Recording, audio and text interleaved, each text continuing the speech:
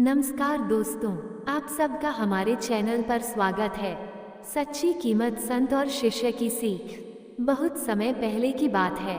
एक शांत जंगल के किनारे एक साधु संत रामदास अपनी कुटिया में तपस्या और ज्ञान बांटने में जीवन व्यतीत करते थे। उनके पास अनेक शिष्य थे जो उनसे जीवन की गूढ़ बातें सीखते थे। उन्हीं में से एक जिज्ञासु शिष्य अर्जुन एक दिन प्रातः भ्रमण के समय बोला, गुरुदेव, आप इतने ज्ञानी हैं, फिर भी साधारण से कपड़े पहनते हैं। क्या यह उचित है? आपके वस्त्रों से तो कोई आपकी महानता समझ ही नहीं सकता। रामदास मुस्कुराए और बोले, तेरा प्रश्न उचित है पुत्र, पर उत्तर के लिए थोड़ा अनुभव करना होगा। ये लो, यह मेरी अंगूठी है।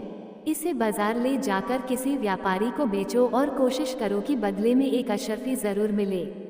अर्जुन तुरंत बाजार गया। वो कई व्यापारियों से मिला, पर कोई भी अंगूठी के बदले एक अशर्फी देने को तैयार नहीं हुआ।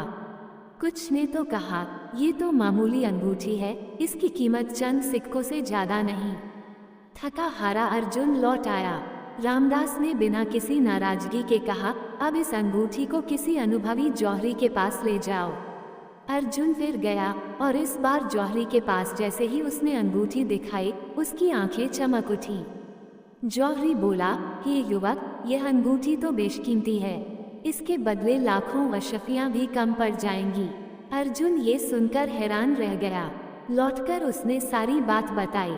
गुरु रामदास मंद मुस्कान के साथ बोले, देखा पुत्र, जब तक कोई जानकार ना देखे, अनमोल चीज भी तुच्छ समझी जाती है। ठीक वैसे ही इंसान की कीमत उसके वस्त्रों से नहीं, उसके गुणों से होती है। मंत्र, कभी किसी को उसके वस्त्रों, रूप या स्थिति से मत आंको। उसकी असली पहचान उसके कर्मों और ज्ञान में छुपी होती है। दूसरा प्रसंग, बेटी की मिठास। उसी गांव में एक व्यक्ति था, मोहन।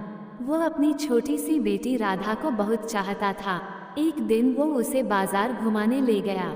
वहाँ फलों की दुकान पर राधा की नज़र चमचमाते सेबों पर पड़ी।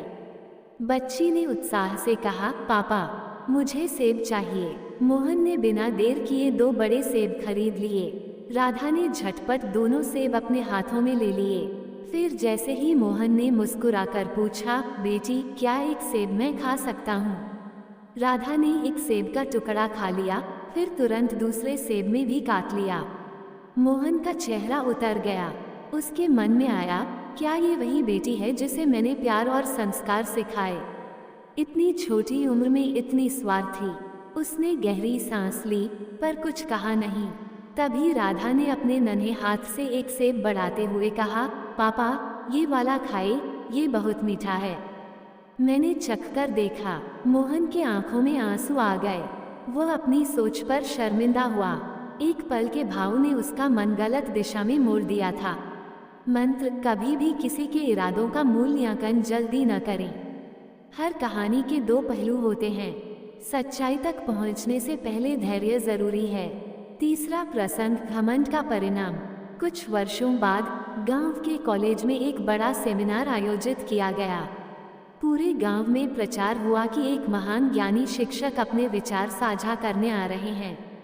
शिक्षक मंच पर आए और बोले, क्या आपको पता है कि मैं किस विषय पर बोलने आया हूँ?